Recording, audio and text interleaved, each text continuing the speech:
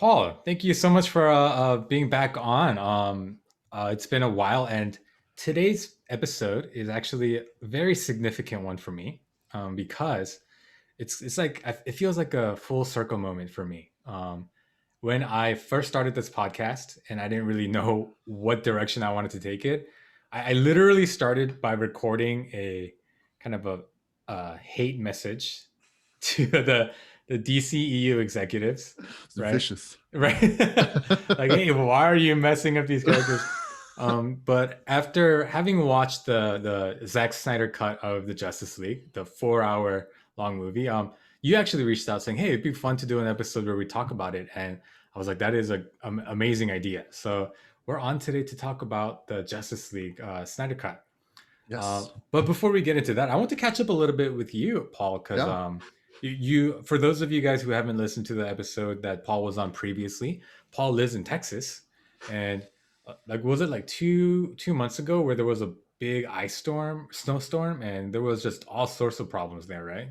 That's right. Actually, now that yeah, that's like 2 months ago, like today, I think. Oh And wow. the reason why I know that is because I started a new job the week that it happened. Okay. So it was like just right, and I like couldn't go into the office like I had meant to, or I lost the internet at my. That's right. I lost Wi-Fi at my place, and so I couldn't work like Oh because my we were working gosh. from home, Yeah. and so yeah, because our Wi-Fi went out, and so yeah, it was wild. That was February, like mid-February when all that happened. Yeah, So ERCOT. for people who might not be aware, can you kind of just recap the situation? Yeah, so like around mid-February, like a huge winter storm hit. Maybe one of the worst that maybe North Dallas or North Texas had seen. And I mean, it might have been. I think it actually went up to Oklahoma too, because I remember seeing some things in Oklahoma as well.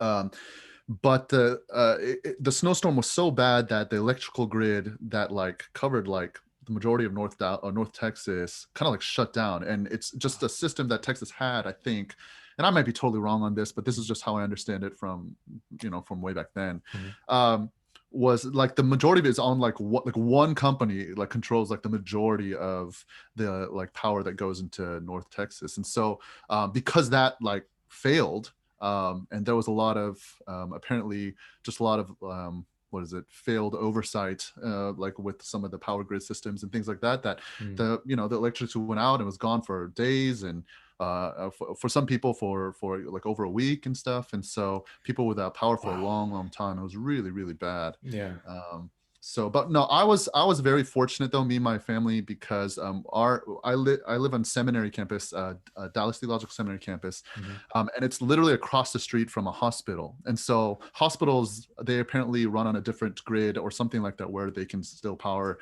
up. So we didn't lose power, fortunately, and our water was still working and things like that. But we had a few church members who lost power, lost water and stuff. And we had a church member actually come and visit us to take a shower because he hadn't taken a shower in like a week because he couldn't, Wow. things like that. So yeah, it was really bad. And I think, just if I'm thinking about me and the people that I know, most of us got through it pretty okay. Mhm. We were very fortunate, but there were a lot of other people who just weren't that fortunate, so it was really Yeah, sad. so I mean one of the most heartbreaking stories I read about was a family who they were so cold. I mean the snowstorm with the fact that the power's out, no heating in the house. I think they like went into their car and then turned on the heater in the car, but then not realizing that that carbon monoxide, that was it carbon dioxide or monoxide? Monoxide, yeah. Yeah, yeah. Yeah, they got carbon monoxide poisoning and Oh, they jeez. passed. Oh But my gosh, yeah, that's I mean and awful. just there were some people who were saying, oh, why were they so careless? But if I were to place myself in their situation, like Yeah, it's a place of desperation, right? Like yeah, absolutely. What else are it, you gonna do? yeah, Yeah, and it was like a family with young kids too, like freezing. I mean, yeah, it's really it was awful. I remember praying a lot for Texas during that time. No. Yeah. But I'm glad to hear that you were okay, that your Mhm. church members were okay. But are the effects of it like are they still kind of remnants of that damage, or is everything kind of back to normal now? I think if there is remnants of damage, which there probably is, it's because during that time, because of the water like going out and in, things like that, like water pressure, and a lot of people's houses were messed up, and so there were a lot of Mm, pipes that burst, kind of ruined people's houses, like things like that. And so, I mean, I just heard of someone who they were about to buy a new house, and then after it might have been like the day that they were going to close on the house, they walked into the house for one last check, and it was totally flooded, like Oh completely, like wow. it just the water burst and from the attic and just caved in the house, and so they found it like that. And they were like, "What are we going to do? And lose all this money and things like that." So I mean, yeah, I think there are probably still people being affected by that, you know. Yeah. So yeah, it's really not good. So Yeah, I gotta continue praying for that situation over there. yeah, for sure. But and another thing I wanted to kind of discuss with you, and this is actually more of just a opportunity for me to kind of process externally because Mhm. I don't know the answer to this. Because one interesting thing, so when we first talked about recording this episode, it was before March 16th. It was before the shooting in Atlanta happened, and Oh. the spotlight on kind of the Asian Mhm. hate crimes um, was there, and so we were like, oh yeah, we were really excited to talk about this. And then that situation happened, and then a few weeks later, I reached out back saying, hey, like, do you want to finally get this episode recorded? And I remember you responding saying, oh, yeah, that's fine, but yeah, I just didn't know if you wanted to record, given like everything that's happening to the AAPI community. And I had to sit on that to think about that. Obviously, because we started this recording, I still want to talk about the Mhm. Justice League. Um, and last week when I recorded, I kind of gave a disclaimer like, hey, I want to kind of talk about more jovial things, kind of get back to normal life. And and so I I like doing that, but also I have to think about what sort of like responsibility I want to say. I don't know if responsibility is the right word, but what sort of duty do I have to continue to talk about, these kind of things? Any thoughts? I know this is a really heavy, deep question, but Yeah. I mean, man, it's really tough just because on one level, it's like you don't want to take what's been going on in our world, in our country, and in our cities like really lightly, especially our yeah, community as Asian Americans and things like that. Yeah, even seeing some of those videos, like my mother-in-law's in town, I just kept thinking about her, like when I was watching that incident in New York where that woman got kicked over and things like that. Like, yeah, yeah, it was just really like you don't want to forget that that happens, you know. And my friends, they're from the coasts, and so they sent their parents like pepper spray to hold in their, you know, because they're the people being attacked. It's our yeah, parents' generation for the most part that we're seeing. So it's like, yeah, you don't want to forget that. Like it's so easy, and we live like in a very luxurious in a sense. We have the luxury to be thinking about other things, to distract ourselves with other things, and so. But all that being said, at the same time, I think we have the capacity um, to continue to be aware of those things and share share awareness of those things, to spread awareness about what those things are going on. Obviously, just being in a consistent community of people who are actively pursuing those goals, to spread awareness and fight for justice. Um, that's probably the biggest thing, as long as you're continually in participating in those things.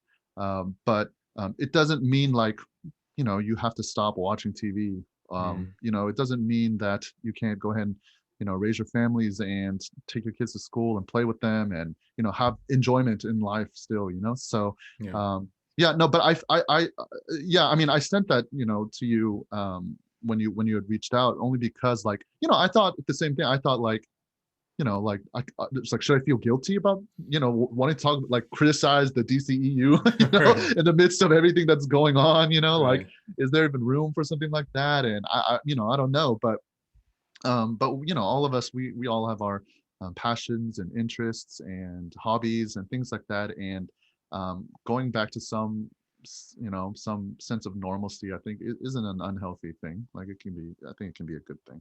yeah, yeah. I think in my mind, right? So the way that I see it is, I just based on my personality, I don't like stewing, or I don't think that's the right word. I don't like sitting in darkness for too long. Yeah. Like I just feel myself like transforming, and then like it doesn't do good things to my soul. And I know that I speak in a place of privilege, that Mhm. I don't need to be, because I'm not even, I mean, what it's one thing for the Asian American community, but also just for our Black communities, right? There's Mhm. Mhm. another death in Minneapolis No.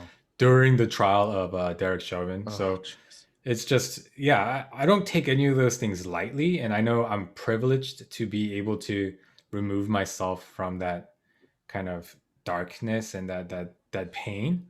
Mhm. But I also kind of want to give people permission to be able to do that if you have the capacity to do that. Sure. You know what I mean? Yeah, absolutely. And so I mean, I don't know. I honestly, I don't know if I know this is the if I know if this is the right thing to do or right perspective to have or anything like Mhm. that. But I think I'm just gonna, I don't know, just do what feels right.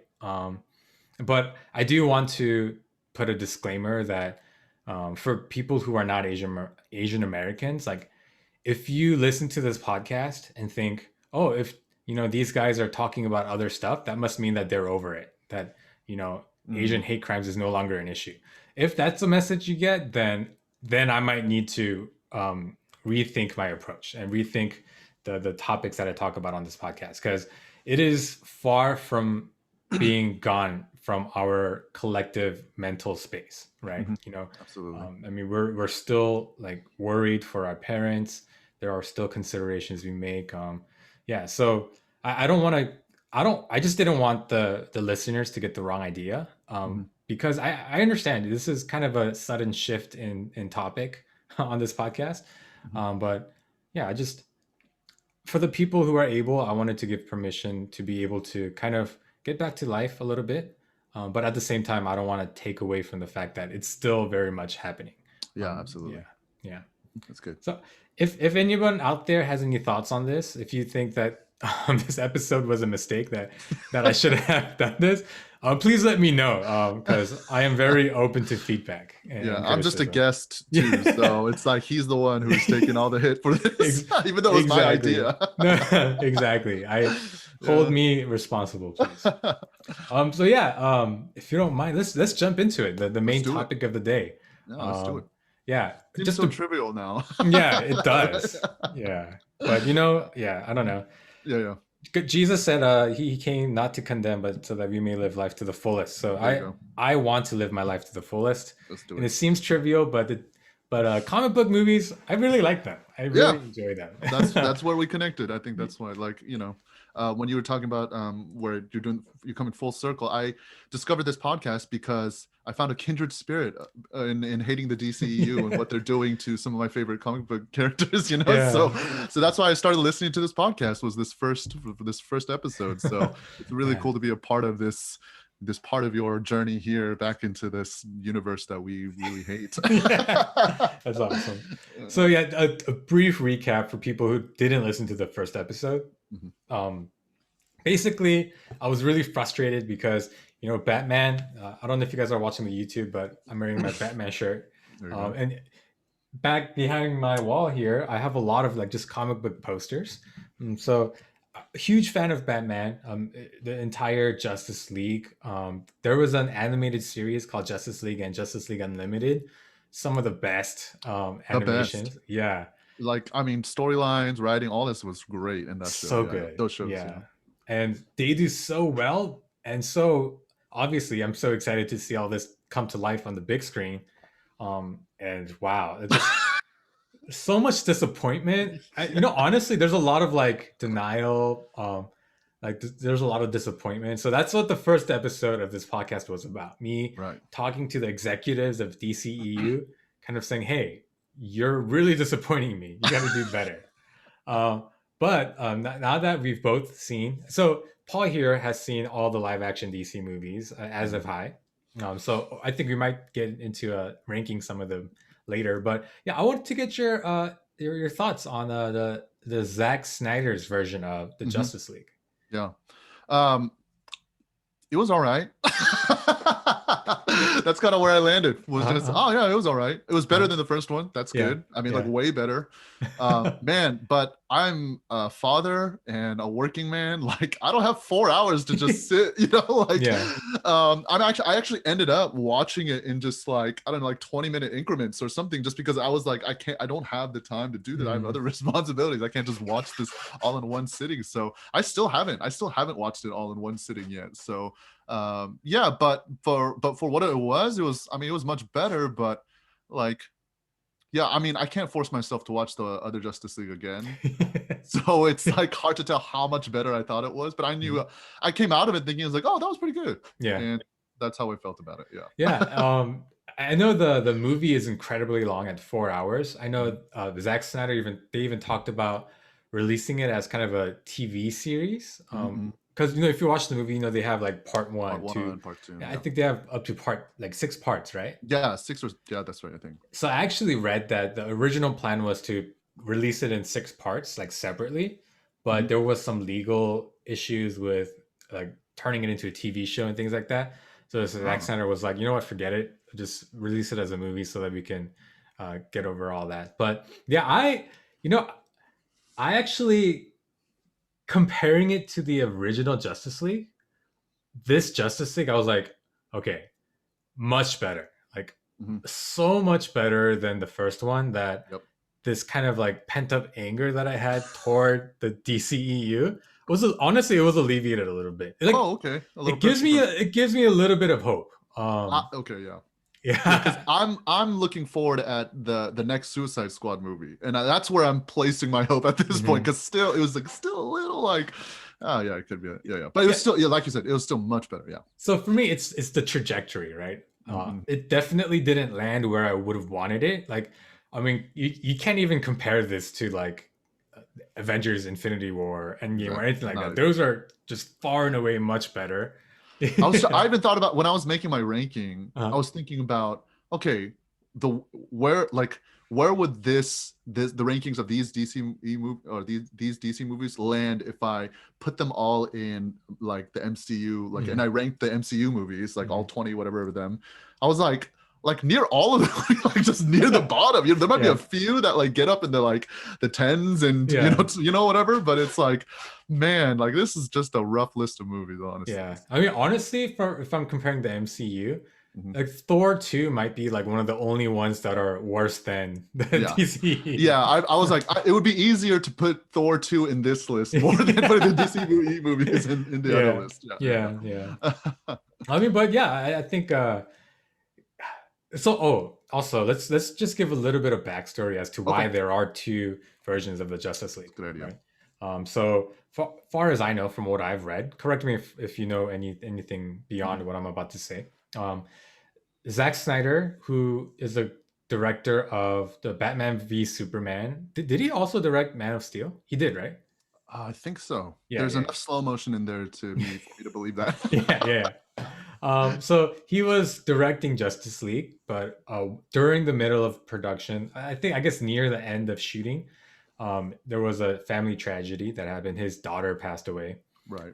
But from what I hear, he was having issues with the studio anyway. Like they were trying to take it one direction, where Zack Snyder didn't, because I think when the reviews and the box office numbers for Batman v Superman came out, the studio was scrambling, trying to take it a different direction.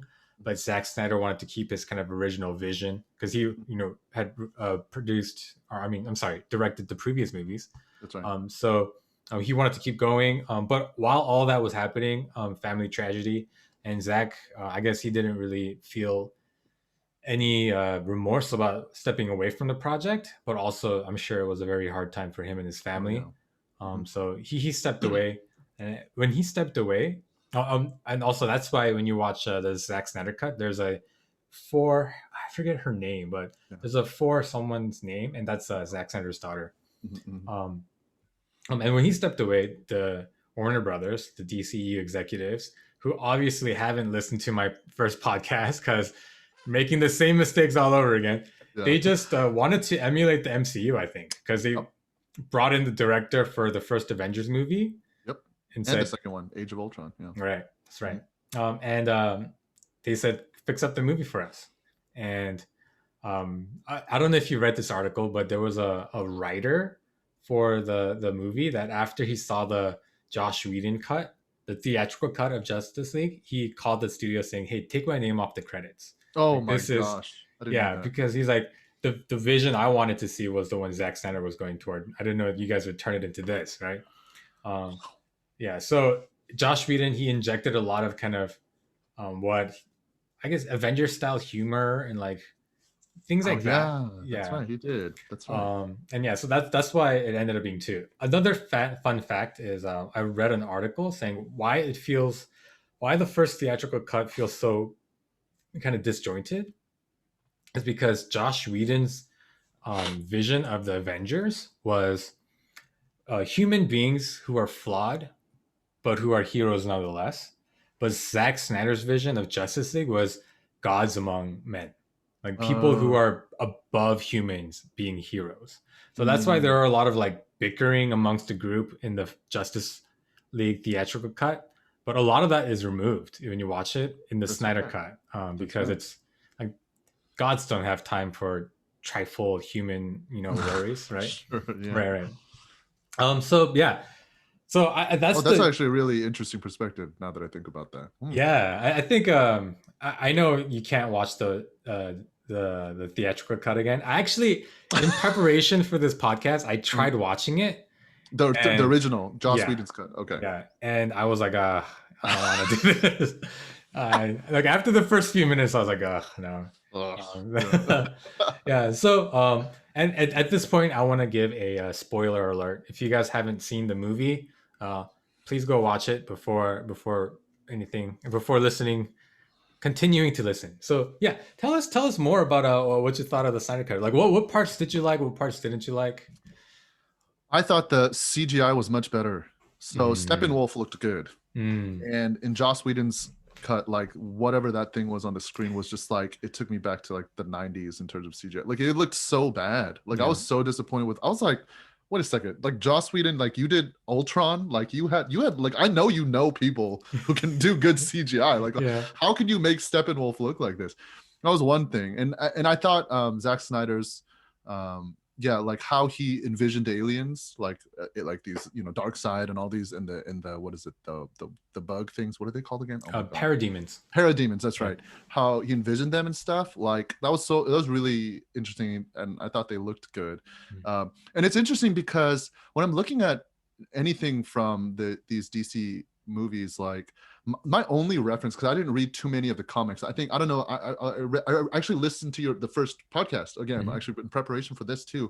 And maybe you were similar. Like we've read maybe just a handful of major comics that have made shaped the lore of the Mhm. DC universe, but not like we're not like huge fanatics or anything, right? And Yeah. so the rest of it though comes from watching the cartoons, Batman Yep. animated series, Superman animated series, things like that. And so when I looked at Steppenwolf, I was like, I remember Steppenwolf looking like this yellow dude with a weird mustache, and so it was like a totally different thing. Yeah, if you Yeah. like look up like Bruce Timm's Steppenwolf, and it looks totally different from the Mhm. movie. It's like a Mhm. giant goat with like spines and Yeah. stuff. So, but I thought it was really interesting. I really thought it was really fascinating how he decided to, because he looks like nothing else that we've really seen on screen before in terms of some sort of alien who's Mhm. trying to destroy the planet or whatever. So I thought that was really good. Obviously there was much more character development, but you have 4 hours, Yeah. so of course if you don't do character development in 4 hours, then what are you doing, so Yeah. I thought that was that was obviously much better, but the problem with it was um even with 4 hours, I felt like there wasn't enough character development. Yeah. They made Steppenwolf much more interesting because he was like begging like to get back in Darkseid's favor and Mhm. stuff. Like he had this motivation suddenly, whereas in the original it felt like he was just there like to blow up the planet or Yeah. something, Such a whatever. generic bad guy. Right, Yeah. yeah, it was so annoying. And so yeah, and then I liked how they dove really deep into Cyborg's story with his dad and stuff like that, and how much he hates his dad, and then Right. kind of the dad redeems himself a little bit there and Yeah. stuff like that too. So I thought that was good. um but yeah, even with like all the time they had to kind of build the stories, it was still just like, yeah, maybe just 4 hours isn't enough to make 6 superheroes get together and figure out, like, develop all their stories all at once, So Right. I felt like Cyborg's story was probably the most well developed of the stories of each of them. Obviously, everyone knows Batman's story, and then Superman, we had a whole movie about it. So Yep. okay, like, fine, and then Wonder Woman too at this point. So, but when we're looking at the Flash, which he's getting a movie in like a year or so, I think, and Aquaman had a movie. Oh man, Aquaman. I actually, so on top of on the other, so I made a list of the DCU movies. I also made a list of casting, like who I thought was the most well casted, and I realized I could put it into three parts. The people that, like, at this point, iconic. Like if you recast this, like, you couldn't cast this anywhere else, and it's not an impressive list, honestly.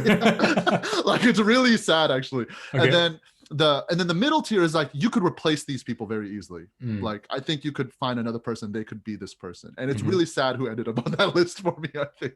And the very bottom was just like, you should change this person out. And honestly, and I think a lot of people disagree with me, but honestly, Jason Momoa as Aquaman was one of my people. I was like, you need to get rid of this guy. Like, honestly, like, I get it. I think I get it, but like, because he appeared first in Justice League. He did, yeah. And he came out as like a motorcycle madman, like, just woohoo, and it's like, at what point has Aquaman ever looked like this in any rendition that we've ever seen it in any time there's been I mean, if anything, it was like cheesy, like because he talks the fish and all that stuff, but at least in, like, if you remember in Justice League Unlimited and stuff like that, he had that hook for a hand, and like, power struggle with Atlantis and all that stuff, and he was like he was like super serious and legit, like you were like intimidated by him, but he's more like, I don't know, I felt like his version of Aquaman could have been a good, like, Lobo. Do you remember Lobo? Like, riding a motorcycle, like, literally just a motorcycle alien. Like, I was like, that's what Jason Momoa could have been. I would jumped on board with if Jason Momoa was cast as Lobo and he came and tried to fight Superman or something. Yeah. But, like, I don't know. I don't know if just my impression of Aquaman from my, in my childhood is too, like, set for me to, like, enjoy this, Jason Momoa's Aquaman, but I don't know. He was just one of those things. I was like, oh, I don't know. I think it's this. So I think the reason why he's so well received by the general public is because the Aquaman they remember is from, like, the Super Friends, like, cheesy cartoon long time ago. Just riding a guy riding a seahorse and, like, talks down. That's right. It was a seahorse. Yeah, like super cheesy. Like, why is he a superhero type of person? But then, like, what we saw was, like. Yeah, the Justice League Aquaman was the first time I saw Aquaman as this, like, serious king. Like, he's an actual king of Atlantis. He understands the needs of his people. Like, he doesn't even really join the Justice League in the show, right? Because he's like, I don't care about the surface world. Like, I'm more concerned about. So, like, that's what made him. He's like ready to nuke the surface world. Yeah. And that's what made him so cool and, like, so awesome. But so, like, it's Jason Momoa, I think. Honestly, I think he has the looks to be that type of Aquaman, but it's a little weird. It kind of feels like a fish out of water, pardon the pun, because his character isn't a king anymore. Like, that's right. In Aquaman, he becomes a king, but then, like, I don't know, like, it's just weird to see a fresh newbie Aquaman next to this veteran Batman. Yeah, there you go. So that for me, I mean, I if I were to make that same kind of listing, I think I would keep Jason Momoa in the middle tier. Oh, you could replace him. Yeah, but I can see why you would put him in the bottom tier, though. Yeah. So who are some of the people in the top tier? Okay, the number one was Margot Robbie as Harley Quinn. I thought that was a perfect cast. Well done. Absolutely. Yeah. Like, Harley Quinn has never been seen in real life.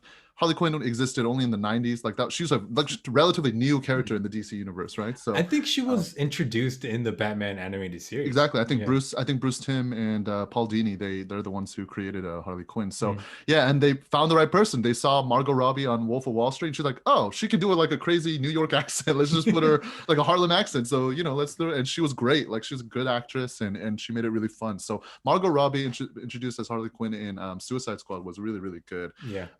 And then my second was Gal Gadot, I guess, as Wonder Woman. Gal Gadot? I don't know. I've heard it pronounced both. I've heard both ways. Yeah. So I really didn't know. But her as Wonder Woman, like, I thought she was great. Like Yeah. she was really, really good. She seems foreign and exotic and all those things, you know, which is I think good for an Amazon, you know, like they wrote her well where she's like very independent, doesn't need a man and things like that. Like she like exactly what I think Wonder Woman should be and things like that. So I thought it was really, really well done. Now I only have 3 other people on the list that I was like, okay, this was a really good cast. Okay. And but it's like the characters aren't that impressive. So my number 3 was Joel Kinnaman as Rick Flagg in Suicide Squad. Okay. I was like, I can't imagine anybody else play that role. So Joel Kinnaman, that was a great job with that one, you know? Viola Davis as Amanda Waller.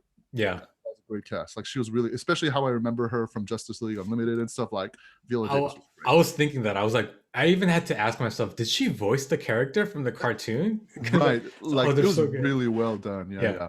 And then the last one was Chris Pine as Steve Trevor, which is Wonder Woman's love interest. I was like, yeah, you just need a good American boy, like who looks like he went to the army, good looking dude. Like that's this guy, you know? So, and that's where my list of like, hey, like don't replace these people. These people are good, you know? But the rest were like, I was just like, so I have on the, on my, like, you can replace these people list, like Jeremy Irons as Alfred. Like, I mean, you could probably, I mean, he was good. I think he fit the role well, I suppose, but it was like, why is Alfred like still alive when Ben Affleck is supposed to be this old man? You know? So there was like some questions like that, though he was good and the role that he played in the Justice League was fine. But it was like, but you could fit anybody else in there, you know? Ben Affleck and Henry Cavill, both as Batman and Superman, I was like, yeah, I bet you could find somebody else to do the exact same thing. They didn't feel that iconic, honestly, and on the screen, you know, like you wouldn't replace Robert Downey Jr. But you could with Batman and Superman. So it was one of those things I was like, that's really not a good thing when like the 2 of your most popular, most well-known, iconic figures is totally replaceable. And they are. Like, who was it?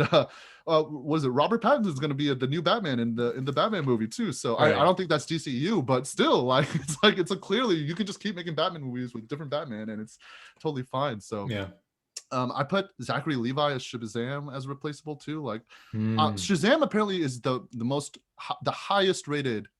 No, actually, there's one. It's like second highest rated DCU movie. Apparently, it was very, very good. But like when I saw Zachary Levi's cast and I watched him, I was like, okay, yeah, I guess he fits. You can make any kid grow up and be a brunette dude, like, and make him muscly and he'd be Shazam, you know, like, so I wonder, like, for me it was weird because I used to watch him in Chuck. Do you remember that show? Chuck? But he was like this scrawny, like IT, like really, so like it just, for me, when I heard about the casting, I was really confused. I was like, huh? Oh, all right. Like, because like you think about Shazam, you think of this like really big muscular guy, which I mean I think he did portray well in the movie, but it's just there was already seem fake. His muscles? That's the thing. It looked like a suit, like to me. I was going to ask that. Yeah, was he actually working out, or was that? No, so I'm pretty sure he was. Like, I think I saw him in an interview or something, and like he definitely bulked up. But I don't know if it's the costume, but it makes his bulk look totally fake. It looks like he's wearing a like a muscle suit under his thing and a wig because they like dyed his hair like blacker or something. Like I don't know, but it was just like. I don't know. Like I was just like, he doesn't have to be this guy. Anybody could be Shazam, I guess. You know? So, it was really weird. Ezra Miller as the Flash. I'm not attached to that guy at all. You know. Like, but Kristen Wiig as Cheetah. Like I thought I would like her. Like I thought I would. The what is it? The trailers looked really great, and then I watched it, and I was like. Yeah, Kristen Wiig definitely didn't need to be in this market. I feel like Kristen Wiig just played Kristen Wiig. Like I feel like she just played herself. Like, a little bit more nervous. Awkward version. Yeah. Definitely. Yeah, but and then from there, let's see. Oh, and then Jared Leto as Joker. So I feel like a lot of people really liked Jared Leto as Joker, but I mean, and I guess he was like kind of up and down for me. Like, is he in the irreplaceable list in this version of the DC universe? There are better Jokers, clearly, right? Like, I mean, Heath Ledger's Joker is going to be the best, and Mark Hamill, obviously. But, but yeah, like Jared Leto as this like like mob boss Joker, like, and then when we go into the Nightmare verse at the end of Snyder Cut, like he's like this crazy, like long, like Yeah. it's a totally different tone shift, from Yeah. Suicide Squad to there. So I mean, obviously a lot happened in between then, but it's like, are you just telling me this Joker who's supposed to be a crazy mob boss just went totally crazy? Like he wasn't as crazy as he was here. Like, I mean, he's literally just crazy now, Yeah. So I don't know. It was one of those things I was like, yeah, you can maybe find another skinny white dude to be Joker. It's okay. Like, so those were my people that were like, you could replace them and nothing would really change that much to me. Especially when you look at Suicide Squad and realize like Joker was in it for like 5 minutes. Like, it was totally dumb. So, yeah, and then the people, I only have 5 who to replace. Amy Adams is Lois Lane. Okay, you tell me this. So my version of, or my perception of Lois Lane is from Superman animated series, and they have not cast anybody that was anywhere close to this Lois Lane in the Superman the animated series, which she was much more of a stronger character. Like, but everyone that they've cast in Man of Steel, obviously Amy Adams, and who is it? Superman Returns. I don't remember the girl's name from there, but both of them never really gave that same like feel, like as the Lois Lane from the animated series. She was like the boss of or she was the daughter of like a military general and all this kind of stuff. So it was like, but she never gave it. They made her really feminine, which is, I mean, obviously you want that on one level, you want that, but it's like, if anything, you want somebody with like, I don't even know an English word for 매력, like an attractive quality about them, that isn't necessarily a feminine quality, like a sort of magnetism. Yeah, something like that. I just never got that from Amy Adams or whoever else has been cast as there hasn't been a good Lois Lane for me, I think. So I agree. I think the closest I got to seeing that the version of Lois Lane in my mind was when in Batman v Superman in the beginning, when she's like interviewing the warlord in like, so like I was like, oh, like I guess they are kind of gonna serious make her journalist. Yeah, but then they turn her into damsel in distress right then and there, like needing to be saved. But like, Jimmy Olsen is apparently a CIA agent. So I agree. I personally really like Amy Adams as an actress. Me too. I love Amy Adams. But as Lois Lane, I agree with that. Yeah. I put Will Smith as Deadshot. I don't know why. I think the problem is Will Smith is never a bad guy. And the only time he's been a bad guy is when he was a bad guy against himself in that one movie. Gemini, that's right. Gemini Man. And that was like, it's like the only way he can be a bad guy is if he's also the good guy, so I was like, and that's why they try to make Deadshot the way it was. But I was like, you didn't need to do that. Like, I don't know if it's because it's Will Smith. Like, obviously he's got this star quality that you're trying to, he's a good actor, I think. And, but like for Deadshot, like you just needed a more like, I don't know, like more hardcore dude or something. I don't know. I actually think of Deadshot as more like sleazy mercenary. Okay. You know what I mean? Like, I think I know what you're saying. Yeah, because I wanted to ooze this kind of like, I really don't care about you. Like, you know what? Actually, I'll talk about more of this when we talk about the rankings, because I have some strong opinions about Suicide Squad. I remember from your first podcast. Jesse Eisenberg as Lex Luthor. Again, another one, just like Lois Lane. There hasn't been a good Lex Luthor, I think.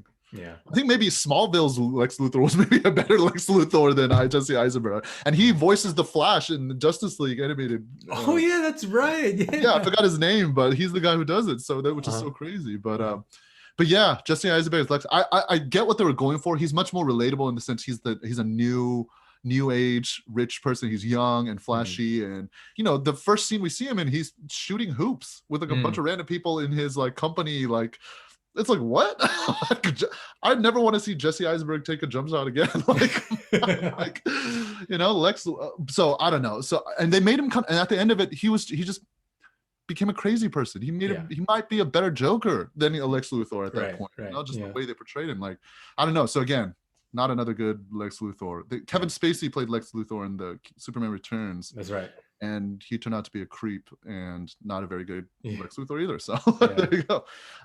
And then finally, the last one, Pedro Pascal as Maxwell Lord. He was just too cheesy for me. Way too cheesy. So for me, when I think about Maxwell Lord, I think about like an actual successful businessman, Right. but then he's kind of a desperate, Scroungy. yeah, He seems the sleazy one here. Like he yeah, should be yeah, Deadshot. Yeah. yeah. Like that's the type of feel I want from Deadshot, not from Right. Maxwell Lord. So I feel you. I feel you.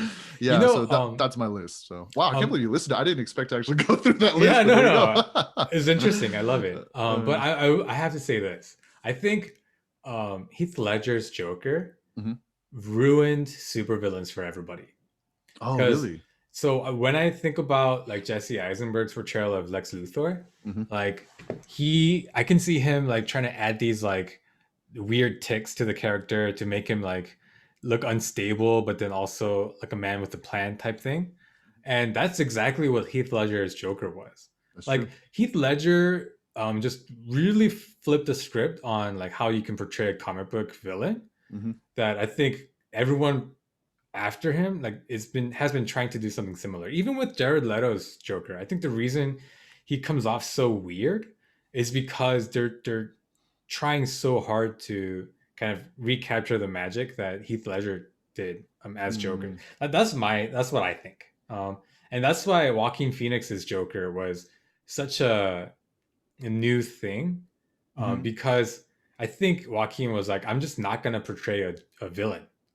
Like he That's made true. it so Sympathetic. sympathetic. Yeah, like Yeah. yeah. So that's Yeah. my take on it. So I Did don't. you? Sorry. Did you like Joaquin Phoenix's Joker? Did you like the movie? I really liked it. I really liked Um, it too. It was really dark, but I yeah, really was like, wow, this is a Joker for our time in yeah, particular. I think that's yeah, like a society on edge, ready to spill over. Like Joker was like a product of that. Like it was real. I really liked it. It was really well done. yeah. And like the kind of ambiguousness of it, like was Yeah. it in the character's head? And yeah, I think it was a Joker movie, almost entirely separated from Batman, was Hmm. like really interesting for me. And Yeah. like just the character. I don't know. Have you seen Taxi Driver with Robert De Niro, Martin Scorsese movie? I should It's have a watched really this. Yeah, it's it's an old a movie. super old movie. A lot of similarities. I really like that movie too. Mm, So yeah, I thought it was a good kind of callback to that. Yeah. nice. Yeah. So so now that you've gone through the ranking of your casting, let's Hmm. go through the movie ranking because Okay. right before the we started recording, I wrote out my ranking too. Hmm. So I want to see how close we are. So Okay. Yeah, this would be yeah, good. yeah, Do you want to start bottom up? Like sure. 10. So there are 10 movies currently out for the DCU. I think there'll be 5 more in the future, starting with the Suicide Squad in August. But yes, number 10.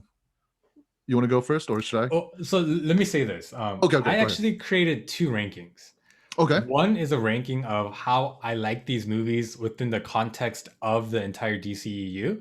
okay, The second set of rankings is just as standalone movies. What do I think is the best and the worst?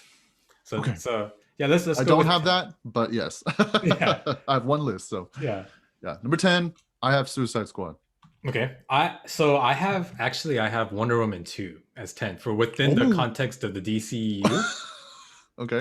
But for standalone movies, I have Justice League As the worst? as the worst. Oh, The Josh Whedon, the theatrical Joss cut. Whedon. Yeah, yeah, yeah. Yeah, yeah, yeah. Dang, I So wonder where you put Suicide Squad because that was so bad. okay, okay.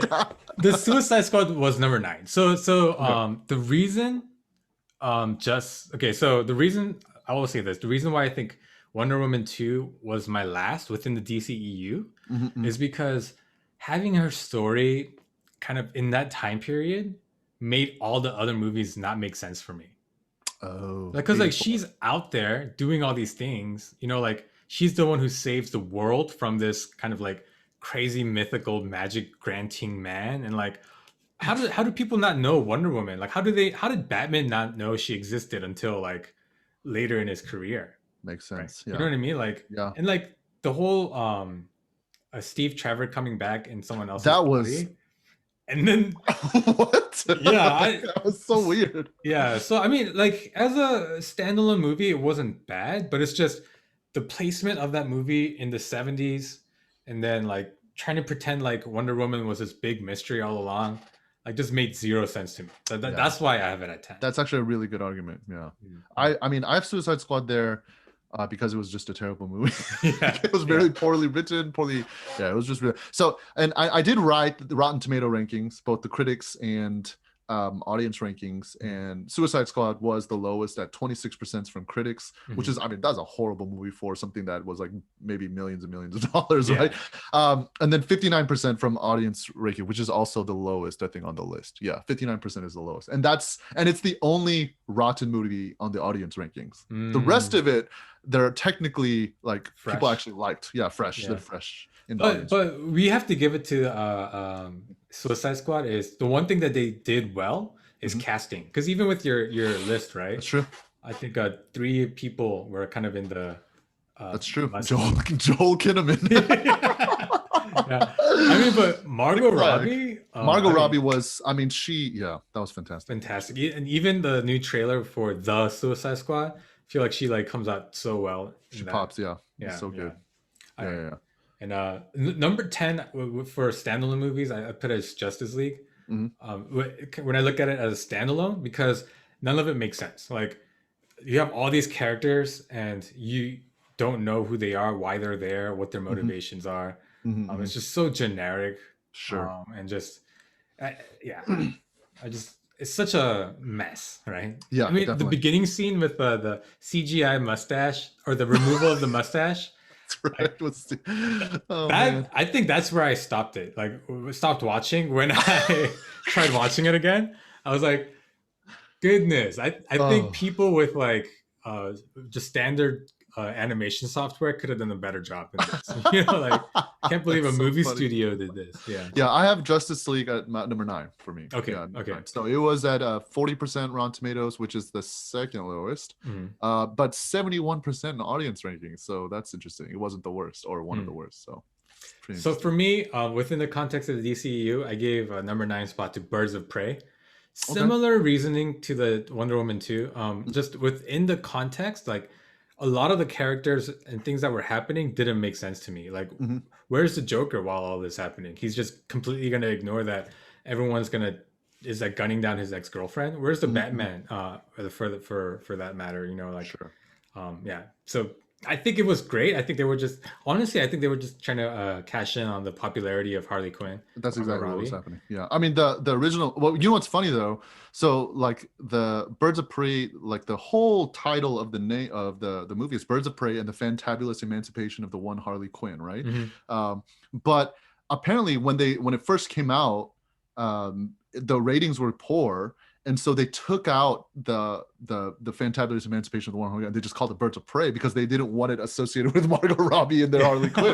They're like, no, let's just make this about a Batman so people won't go watch it. They'll be confused because they're looking for a Harley Quinn movie and all they see. And there was like, where is it? There's no Harley Quinn movie because it's Birds of Prey. Like nobody, like there's no Harley Quinn in it. So I just thought that was just so. I mean, that's a big. Yeah, that's not very good at all. So and standalone movie, like I said, was a Suicide Squad for me. Yeah.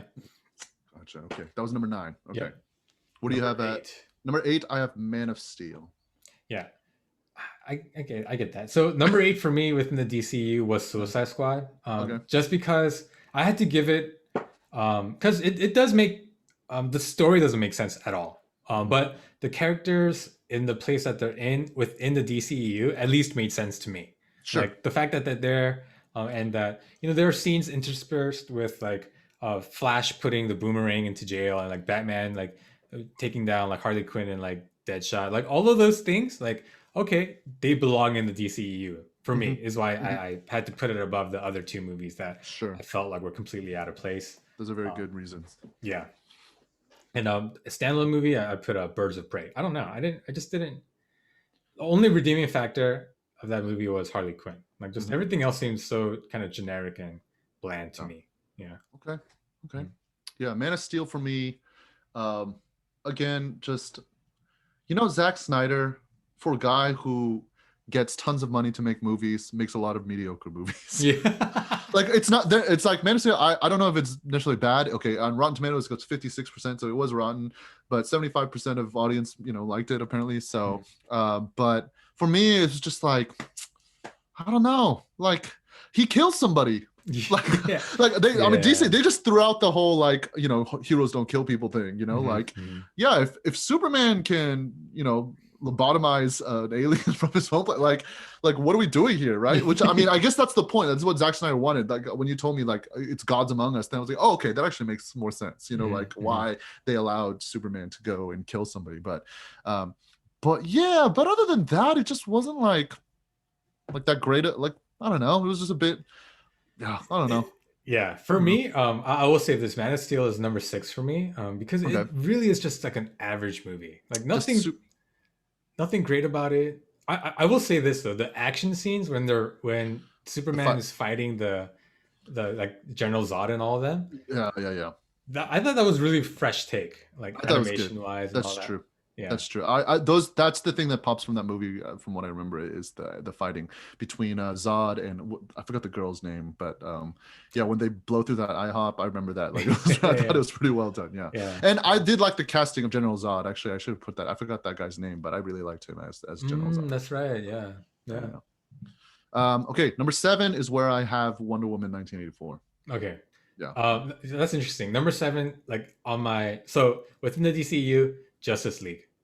Again, it's better than Suicide Squad because the story is somewhat coherent.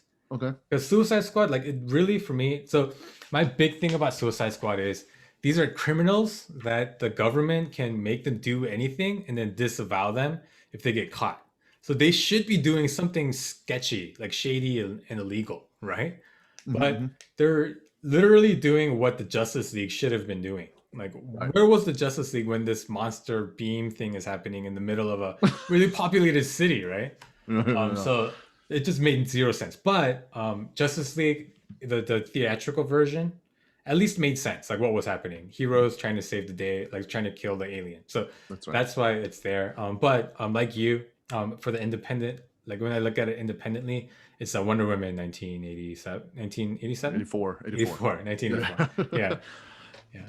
Yeah, it was man, the Steve Trevor thing coming back in a weird, that was just like what I didn't understand what was happening the entire movie.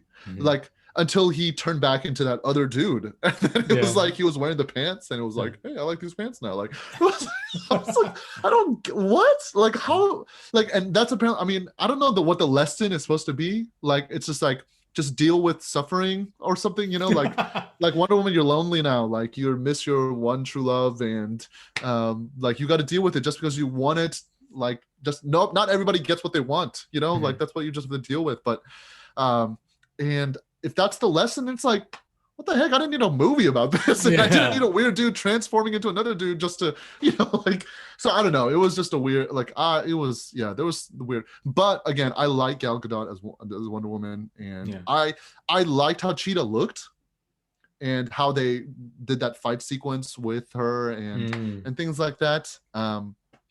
But yeah, that's pretty much right. It was just kind of average, like number 7. I think that's where it belongs. It was 59% Rotten Tomatoes critics and then 74% with the audience. So if I did have to put a positive spin to Wonder Woman 1984, I think the theme was kind of like desperate desires. Sure. Okay. Even with I mean, just every character, they have this desperate want for something. Maxwell Lord with money to be successful, with Kristen Wiig being like kind of popular and like being noticed. Wonder Woman obviously was Steve Trevor. So I think if I were to give the benefit of the doubt, the whole Steve Trevor thing and like that creepy body swapping thing, I think what that was meant to portray is, hey, from Wonder Woman's perspective, like this is like great. Like it's like, but from like outside view from other people, it's a really creepy thing, right? Yeah. So I wonder if it's like a commentary on like these desperate desires that we let kind of get out of hand. Like it looks really like, for the person having that desire, it looks normal, but for everyone else, it's gonna look really weird and creepy. Right. Oh, so, that's good. That's good spin on it. Yeah. I think I could give it that spin, but again, Wonder Woman. That's I don't know. I just didn't like the setting. Like they shouldn't have made a movie that was in 1984. It just doesn't make sense. Especially, I think your argument about like it being set and how did Batman not know? I mean, he must have been born in the 80s at that point. Like how did he not know about this? Something that happened in his childhood very significantly. Right. Yeah. Okay, that's a good argument. Yeah. What do you have at number 6? Number 6. Oh, for both. It's Man of Steel. Man of Steel. Okay, Yeah. number six. I have Aquaman there. Okay. Yeah, Oh, yeah. what? Yeah. What did you think about Aquaman? What did I think about Aquaman? I watched it once. I watched it. Let's see. I almost want to say I watched it on a plane ride, but it might, I don't think that's actually accurate. But anyway, it was. I didn't know what they were trying to do with it. I Hmm. thought. Um, I know to me, I felt like it was a little corny. It was like a little corny, a little cheesy, which is, I mean, I guess you can do that, but with Aquaman, Yeah. like you could do it with an Aquaman movie. Yeah. Um, like Orm, like the brother of Aquaman or the half brother or whatever. Like I, I don't know if I like the casting. I mean, if you're gonna make a Mm. like a really solid rival villain like Orm is, like in the especially within the comic book lore of Aquaman, like feels like you should have something a little more significant than whoever the actor was. I don't know who that actor is. Yeah. I know that he's been in tons of things, Yeah. like as a obviously a decent actor. Otherwise, they wouldn't keep like casting him and stuff.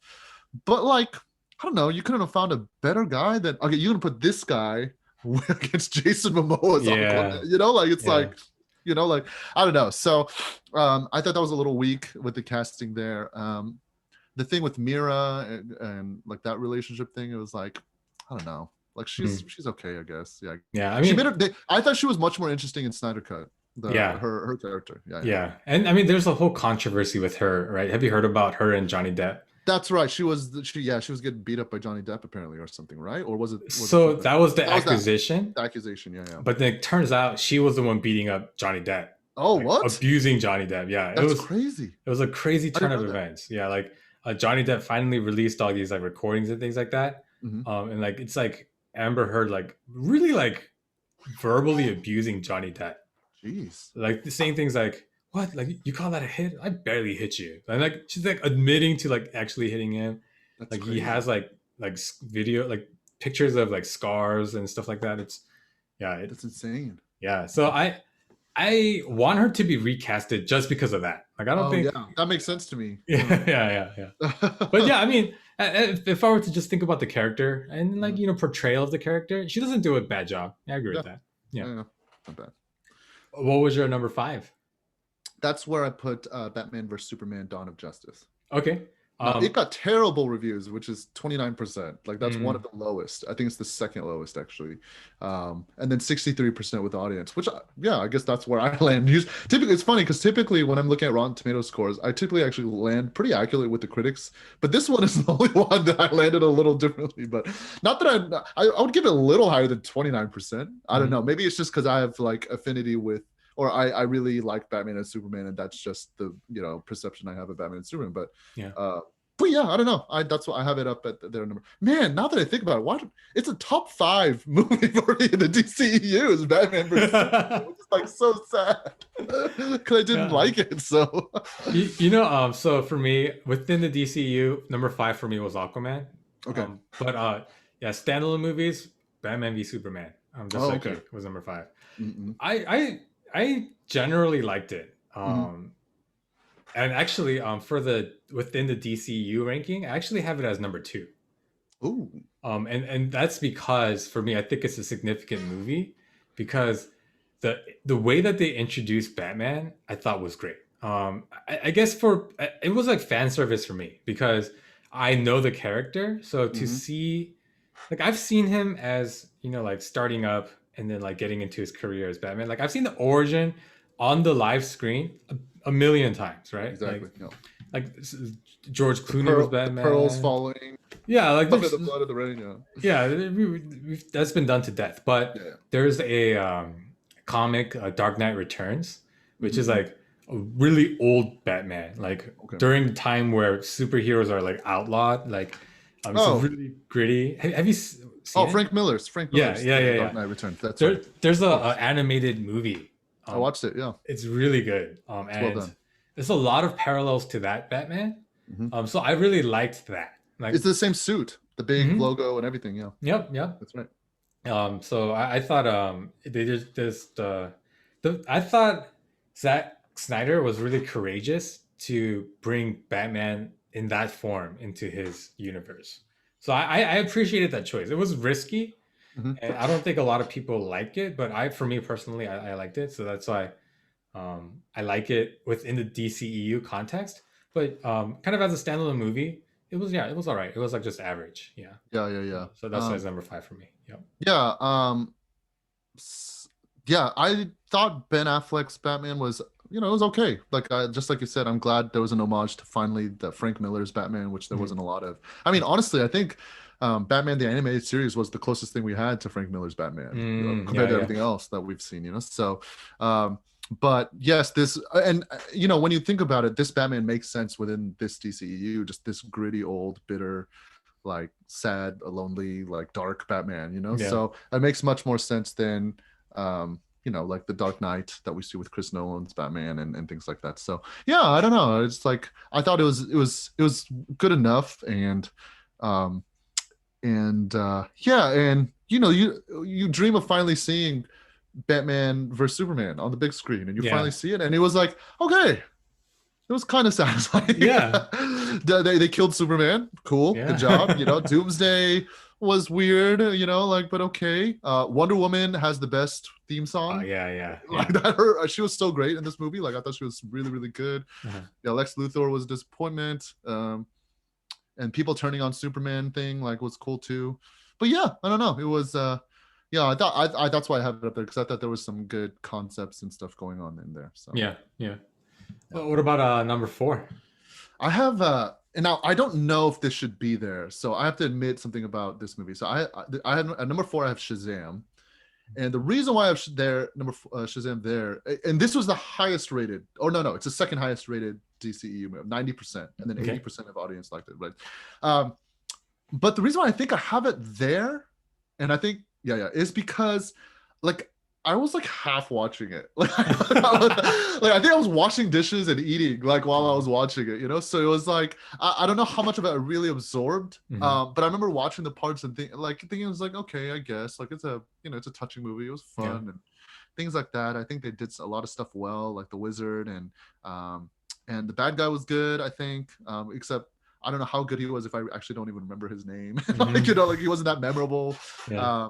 And again, I just thought Zachary Levi could have been. You could have put Zachary Levi like anybody could have played Zachary Levi's character and stuff. Yeah. To me, and I feel like Zachary Levi's character was so different from his child version of himself. Yeah. Yeah. I thought that was a little bit of a disconnect there, but other than that, it makes sense. Like you're a kid and you turn into a Superman-like character, and how else are you gonna act? You're gonna react like, "Oh, this is crazy," even though it was annoying, but it was still like, I get it. Like I understand why you had to do it that way, So, but yeah, but I put it up there because obviously it was still good. I finished it and thinking like, oh, that was pretty good, and Yeah. that's how I felt about it. Yeah, I think That's so. interesting. For both my rankings, number 4 is Shazam.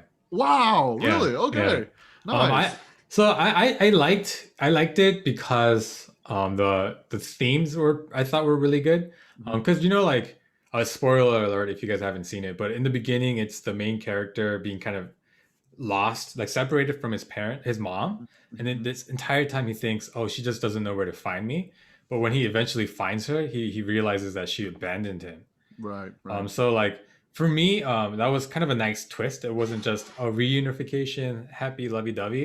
It was Mhm. more of a like family doesn't have to be blood. Like he found Mhm. family in his foster siblings, Right, right, right. So yeah, and I think it wasn't so dark and gritty. It kind of feels somewhat out of place from the DCEU, but I thought it was a Sure, nice change of pace just to have sure. something a little bit more like lighthearted, a little bit more fun. Yeah, Right, right. yeah. Definitely for sure. Yeah, yeah, it was And good. I think I gave it extra points because this kind of opens the door for The Rock to portray Black Black Adam. Adam. Yeah, And his I movie comes out think next year. at least from the image, like just who I know of, like what I know of as a Rock and what I know of the character Black Adam, I feel like he'll do a really good job. I think I it'll think it's be good. I thought that was a good cast. Yeah, yeah, yeah, especially at least externally, it was a good cast. yeah. We'll have to see his performance, We'll but see. I mean, I wonder if they'll bring his hair back. yeah, Because yeah, it's like I think The Rock, Dwayne Johnson, he has that haircut. Like yeah, if he grew out his hair, it would like be this weird V, like kind of pull back. So yeah, I yeah, think it should be interesting. Like, but I hope I hope that's a good movie. Yeah, yeah. like Number 3. this is where I have Birds of Prey. Oh, the fantabulous emancipation of the one Harley Quinn is where I have it. okay. Now, I think this one, I also have to admit, I went and watched this on a date with my wife, and maybe that's what skewed it so high up for me, because we watched it, I was like, oh, that was fun, and we just left the movie theater like that. So that's where we had it. We just thought it was fun. Rotten Tomatoes has that 78%, audience score 78%. So this was like critics and audience agree perfectly about how good this movie was. Wow. So, yeah. For me, number 3 within the context of DCU was Wonder Woman. Okay. Yeah. And then for with just independently, I thought Aquaman actually. Wow. And the reason is because if I ignore Justice League, because if I think about Justice League, again, this movie makes no sense, right? Because like, why would there's a world-ending threat? Why isn't he calling his new friends Superman, Batman, Flash, Wonder Woman? But just as a standalone movie, like, it's an interesting concept, right? Like Aquaman, he has royal blood, but he's lived away from that world. But there's this guy who's still like loyal to his mom, like kind of training him, like teaching him the ways of that other world, like that whole concept. And like even like the kind of the political drama within Atlantis of like trying to like consolidate power and like to like fear mongering to try to justify an attack on the surface world. Right. I think those are kind of relevant topics, like relevant things of like how leaders can be manipulative like that sometimes. So sure, that's why kind of as a standalone just movie, I thought it was deserved to be number 3. But yeah. I just realized we totally forgot Black Manta is in that movie. Like, he's the bad guy in that movie. Like that just it kind of goes to show, it's like, how do we forget about a really major villain? Yeah. Like, how good is a movie if you forget a major villain like Black Manta? They shouldn't have added him. Like the entire movie works if you completely remove Black Manta. Apparently so, because we just totally didn't talk about him at all. So. I mean, I like the character Black Manta. I think he looked good. Yeah, I think they made him really good, and the actor who played him portrayed him, I think, very well. But it's like, but forgettable, obviously, Like, they should have saved him for Aquaman 2 or something. Yeah. All right, what's number 2 for you? I have Zack Snyder's Justice League as number 2. Okay. That's why I put it. Oh, interesting, because my standalone movie ranking is the same. Okay. But I have actually have Batman v Superman for number 2 for the entirety of DCU. Yeah. No, it makes sense up there, and if you're looking at it in context. That's true. Yeah. Snyder cut. I mean, we talked about it already, obviously a little bit, but 71% Rotten Tomatoes, 95% by the audience. Obviously, they really loved it for whatever. I mean, it's so unique. Like, there's no other 4-hour movies out there, So and like, there's some. This is the unique thing about this movie is there's a different version that you can compare it to. That's right. I'm sure that skews it a lot because sure. Yeah, the bar was set so low. Yeah. That's right. Yeah. But like, I think just like what I said earlier, like, it's like for a 4-hour movie with enough time for character development, didn't feel like there was a lot of character development. There was like one major character development, I think, with Cyborg and stuff, and obviously the others have movies, so you can give it that, but I don't know. I just thought you could do better. Yeah. They developed Steppenwolf's character good, but it was like, okay, if Cyborg and Steppenwolf are sort of the main ones that you're developing as character, it's like, did they really battle at all in the movie? Like, were they the main? Like, if you're gonna go for it, then go for it. Like, make them the main ones. But it was like, obviously, and then you only see Darkseid briefly. That kind of things. I didn't mind that part all that much. The only reason I mind it is because I know the Snyderverse is scrapped. Oh yeah, that's true. And like his original vision, like he was gonna be the big bad, So like, that's right. I didn't mind him trying to tease him just in the first movie. But yeah, that's true. In context, that makes sense. Yeah, he was supposed to be the Thanos of the DCU. Yeah, the one behind everything. So, all right, what's number 1 for you? My favorite DC movie, Wonder Woman. I thought it was the best one. I thought it was your top 3, I think, or one of your lists. But Wonder Woman was my favorite DC. Where Wonder Woman is actually for independently is number 1 for me too. Oh, nice. Yeah. I mean, the movie just it's a really good movie. Yeah. Like, I liked the fact that Wonder Woman and the Amazonians were not like hypersexualized like they tend to do in some of these movies. Like they I thought it was really well done. It was kind of novel because it's set in the past during like World War One, one, right? That sounds right. Yeah. No, 2. Typically, wow, you should know that. Anyway, you should know, but it's one of the wars back then. One of those world wars. Yeah. No. It Yeah, yeah. was World War One because I remember Steve Trevor talking about how this could be like the first time the entire world is Oh like at yeah, war. that's Yeah, right. That's right. You're right. You're right. yeah. That's right. But yeah, I Um, mean, the casting was great mhm. for all the characters, and yeah, just everything makes sense. Like Yep.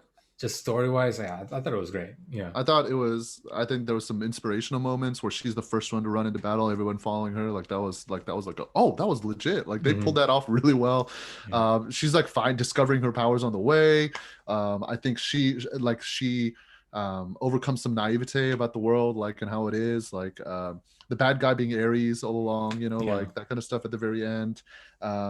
I think I liked that little mini bad guy, the poison lady, like who's just like she was so creepy and well yeah, done. I yeah. thought, and you don't know who she is, but it made it. She was interesting enough where I looked her up later. Like I was like, who was this character? Like, was she so interesting? So, yeah, I thought Wonder Woman was done really, really well. I really enjoyed it. Yeah. Yeah, and there are a lot of like forced women empowerment feminist moments in movies. Mm-hmm. The major one being in Avengers Endgame near And the end that's right. for no reason where all the female heroes get together. That's right. And that was so forced. But like Wonder Woman, I think they do it subtly and they do it well to Mm-hmm. like really uh, celebrate women empowerment.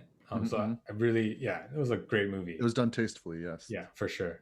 But for me, within the context of the DCEU, Zack Snyder's Justice League is actually number one for me, Makes and sense. it's because it's a culmination of like just everything, right? Mm-hmm. Mm-hmm. So yeah, I mean, like, I didn't mind the character development, honestly. I think, given the movie, like, if I were to scrap everything and do it all over again, I think I would do individual movies first and then build up to it. Yep. But given that the studios didn't want that, I think Zack Snyder did the best that he could. Mm-hmm. So yeah, I think like this heavy like burden that I felt on my shoulders since the theatrical cut of Justice League came out, I felt that being lifted. Like my Oh, existence I'm as a sorry you had to bear DC, that cross on your own. Oh man, that's so tough. like I felt like my existence as a DC fan had to be justified like everywhere I went. It's You know true. what I mean? All Like you had was Batman. Like that's the yeah, only thing you had. like when people Yeah. talk about the MCU is great, like, I'm a big MCU fan too, but like Mhm. people always like to make the comparison, like because I'm a known like Batman fan, Oh yeah. love to say, well, Iron Man, blah blah blah blah blah blah, and I'm like, yeah, I agree, but then like if push comes to shove, I have to defend Batman. I Yeah. had to say, well, have you seen the Batman animated series? Like I have to go back to that, like Yeah. You have to go so that far back to yeah. justify your fandom. Yeah. Yeah. So I mean but now I feel like I can breathe a little bit. Like there's a little bit more breathing room. Like Yeah. the Snyder cut redeemed the DCU a little bit. That's And true. I think so. like I was talking about, like if the bar of satisfaction is here, I Mhm. think the movie came around like over here. Okay. I like it because it It'll came up from like all the way down yeah. here. Yeah. And it sets it up. Hopefully they can jump from here higher, Yeah. hopefully. Yeah. Yeah. Yeah. So I wanted to ask you this question. Hey, do you have a stop time by any chance? No, I'm good. Okay, Yeah. we're way past the hour mark, but I'm gonna keep going. That's good. So I remember in an article, there was a WB Warner Brothers executive saying we can't let this toxic fandom go on, and I was like, what are they talking about? I read into it, and they were talking about how the studio was bullied into releasing the Snyder Cut, and now that the Snyder Cut's been released, like the fans are demanding more. That's right. Release the Snyderverse is what they yeah, want, like right? Yeah. restore the Snyderverse, right? Yeah, Like that's what it is. um, and what is your take on it? Is that toxic fandom? You think? Toxic fan. No, Yeah. they should listen to your first podcast. Listen, Right? why don't you just listen? This isn't like these are like beloved comic book superheroes. People grew up with them. You had a good job. You had a good thing going with Bruce Timm and the animated studios, and you crushed them too. Like they have stories to tell, I'm sure, about how Yeah. like you were treated there or how they were treated there, and what they did with what they thought about their movies and seasons. Like I don't know. For me, it's like toxic. Like what? Like I mean, I on some level, I get it, like what they're saying, but it's like all they're asking for are better movies. Like that's all they wanted from you, and they're actually just work a little harder at storytelling than trying to just throw money at somebody who you think is just a good investment. Like, we'll just make you a bunch of money. Like, stop doing that and make a legit movie who actually tried to do it. Which that's what Zack Snyder did, right? Like he legitimately tried to create his vision of these superheroes in this certain context, and you know, was pretty successful in that. I would probably say, but overall, it's like don't call it toxic fandom. These people, like, there are people who are like, I mean, we're pretty passionate right now about like, but like there are people who like it's like way too much, you know. Even we're like, okay, whoa, calm down, kind of thing. But like, yeah, but you have to understand how beloved these characters are, right? Like how I grew up with Superman. You know, now this is a very vulnerable thing, but I've told this to people before. Growing up when I was a kid, I loved the Batman and Superman adventures, like the animated series, right? And when I was growing, I was way too young. I was definitely in elementary school at some point. But I watched Scream 2, and it scared the bejesus out of me. Like I could not, like I was like not sleeping at night, like so scared that there was something out the window or somebody like gonna come in and kill me. And honestly, like how I ended up conquering that fear, or what that, you know, like that kind of thing over the years, was like I would force myself to think that Batman and Superman would just fly in and beat the crap out of the guy, like, you know, and I'd be fine, you know, like, and I just repeated that stuff over until I fell asleep, and that's what happened. Like that, like for me, they're like very significant figures, like Batman and Superman are really significant figures in my life, and so it's so like if that's even me, who's not like a mega super fanatic about this, like I'm not gonna hashtag restore the Snyderverse, like give the man a break, you know, like he just put out a 4-hour movie, like but. Yeah, like, but they have to understand like what fandom is, why these characters mean so much to people. It's like they're in some level they're literal superheroes, you know, to them, you know. So I don't know. I don't think that's. I mean, if they're going in and like, I don't know, like throwing bricks into their executive windows, you know, like in their houses, in their office, like sure, like when you get to vandalism and violence, of course that's too much. But like, you know, like just because they're created a hashtag, don't feel like you feel like you know, like violence has been done to you, you know. So that's just how I kind of feel. Yeah. That article to me was indicative of how the studios view us, the viewers. They think like it was like, oh, they're not making these products for us. They're literally just making these products, these movies, to make money.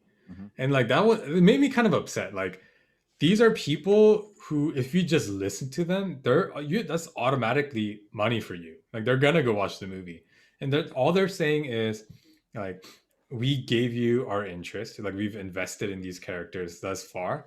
We just want you to do better by us. And they're calling it toxic fandom. Like that was like, I was like, that is so off base, and that's just so dumb. Cancel culture usually goes the other way. It's usually this way up, not this way down. So so I know Zack Snyder has come out and said he's done with the DCEU, but I secretly am hoping that he will continue and make Justice Leagues 2 and 3. I want him to. I know it was kind of he's kind of fulfilled his vision of the trilogy, you know, Man of Steel, Batman v Superman, and Justice League. But I don't know, like some of his ideas that I've read seem so interesting to me, and like even the Nightmare universe, the future that they like teased. Yeah, super interesting. Interesting. What is going on? Batman dropped the F-bomb. Like, like, what? He's never dropped in the entire history of Batman. He's never dropped the F-bomb. You know, like that's so crazy. And then we finally get confirmation. I think Zack Snyder already confirmed it, but from Joker's mouth, we hear that Joker's the one who killed Robin. So I mean, just so many interesting possibilities there. You know. That's right. Yeah, I think that could be really. I mean, they showed him killing Aquaman. Wonder Woman's dead. Like, yeah, I think. I mean, like that video you had mentioned that you had sent to me before the video, like that's gonna be interesting what they do with the Flash. Like, what are they gonna do with the Flash and with Aquaman 2 and things? Because the Flash comes out and then it's Aquaman 2 and then Shazam 2. Before that, you have Suicide Squad and Black Adam. So it's like, yeah, I kind of wonder where all this is going. If they're gonna do Flashpoint. And just erase everything, you know, like that'll be interesting. Like, wonder what happens, you know. So it's So there's a YouTube video that I sent Paul. It's a channel called a Film Theorist, and it's a guy who just does a lot of like theory stuff. It's like I find him very interesting.